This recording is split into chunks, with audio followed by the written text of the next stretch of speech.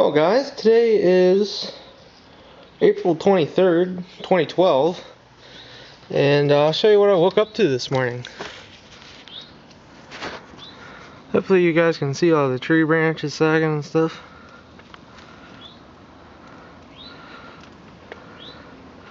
Oh yeah, we're supposed to get 12 inches of snow today.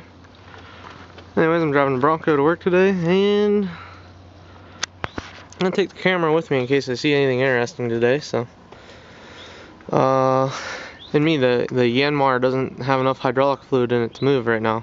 So, alright, see you guys in a few.